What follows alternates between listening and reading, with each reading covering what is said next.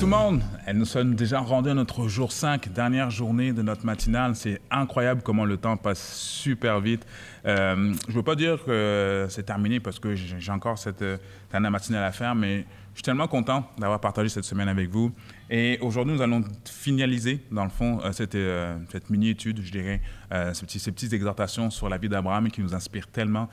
J'encourage vraiment, pour ceux qui ne l'ont pas encore fait, à écouter les messages de la chapelle, mais au-delà d'écouter les messages, de vous arrêter, de lire l'histoire d'Abraham, de comment il a débuté, de comment tout ça s'est terminé, de voir la descendance d'Abraham avec Isaac, Jacob et tout le peuple d'Israël, ce qu'ils ont fait. La Bible est tellement remplie de trésors, tellement de choses qui nous enseignent, qui nous amènent à réaliser que ce que Dieu a fait dans le temps pour Abraham, il peut le faire pour nous aujourd'hui.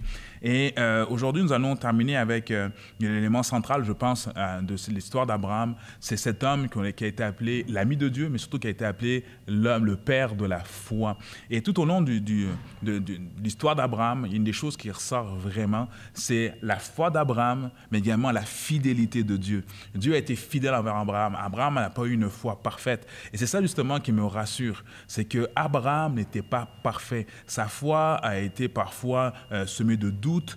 Quand on regarde dans le texte, lorsqu'Abraham se retrouve devant Pharaon, il fait passer Saraï, sa femme, pour sa sœur, ou encore devant Abimelech, même histoire. Il répète encore cette erreur. Il va dire, c'est ma sœur, au lieu de dire que c'est son épouse qui avait peur. Peut-être qu'il y avait une anxiété face à tout ça. Mais Abraham n'a pas été un homme parfait, mais il a tout de même été appelé un homme qui a fait preuve de foi et le père de la foi. Et tout commença à partir du moment qu'Abraham, qu'on voit dans le chapitre 12 et au verset 4, il est dit ceci: Abraham partit comme l'Éternel lui avait dit, et Lot partit avec lui. Abraham était âgé de 75 ans lorsqu'il sortit de Charan. Abraham quitta tout ce qu'il avait, il écouta la voix de Dieu et il est parti avec Lot, sa femme, ses servantes et tout son bétail. Il est parti et il obéit à Dieu. Abraham fait preuve de foi, mais cette foi n'est pas une foi qui est parfaite, c'est une foi qui est évolutive. Au fur et à mesure qu'on lit l'histoire d'Abraham, on réalise que sa foi augmente au fur et à mesure.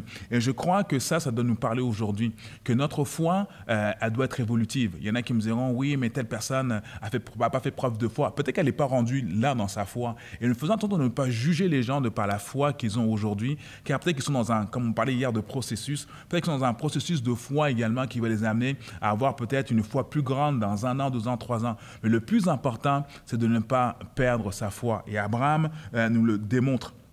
Je crois que c'est quelque chose qui plaît à Dieu, un homme, une femme qui fait preuve de foi, autant dans les petites choses que dans les grandes choses. Dieu veut vraiment nous appeler à faire preuve de foi. Et dans le livre des psaumes, un des psaumes qui me touche beaucoup, c'est le psaume 92 et au verset 13, il est dit ceci, il est dit que les justes croissent comme des palmiers. Il y en a qui me diront, mais comment tu peux mettre en relation l'élément de foi que tu parles et ce verset du juste qui croit comme les palmiers. Je crois que Dieu nous appelle à croître, à grandir dans la foi. Le juste grandit dans sa foi comme un palmier. Et quand on regarde l'image même du palmier, c'est une image qui est saisissante.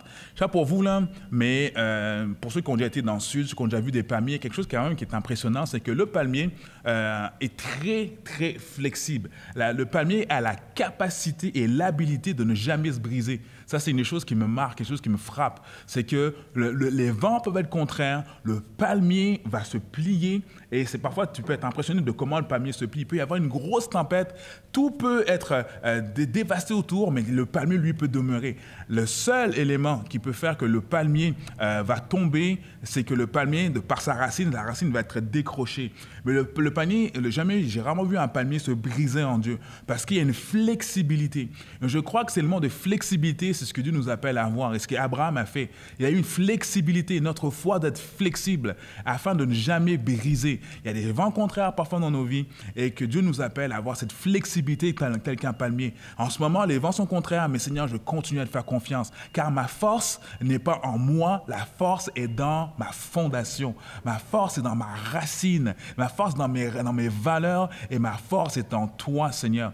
Et je veux vous encourager aujourd'hui, à travers cette journée, à travers Seigneur, ces moments que vous vivez, Seigneur, fais que ma foi soit une foi comme celle d'Abraham. C'est une foi comme un palmier. Abraham est appelé, oui, le père de la foi, mais est appelé aussi un juste. Et le juste va croître il va grandir comme ce palmier qui va être flexible, qui va avoir stabilité à ne jamais briser. Je vous encourage avec ça, que ta foi soit plus grande, alors que tu regardes le livre de la Genèse, et tu lis les différentes histoires, que tu t'arrêtes dans l'histoire d'Abraham, tu vas découvrir, oui, un homme qui a foi, dont la foi va grandir au fur et à mesure, mais surtout, tu vas voir un Dieu qui est fidèle. La fidélité de Dieu perdure d'âge en âge. Et je veux dire quelque chose aujourd'hui, c'est que la même foi qu'Abraham a eu, la même fidélité que Dieu a pu avoir envers son serviteur, c'est cette même fidélité qu'il peut avoir envers toi. Le Dieu qui a été fidèle avec toi dans le passé, c'est le même Dieu qui va être fidèle avec toi aujourd'hui, le même Dieu qui va être fidèle avec toi demain.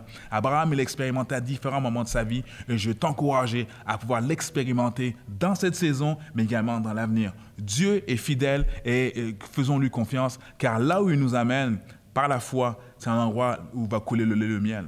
Et là où Dieu nous emmène, c'est là où il y a des choses extraordinaires pour nos vies. Mais il y a un processus par lequel nous devons passer, il y a des obstacles, mais nous faisons-lui confiance, car Dieu est toujours avec nous.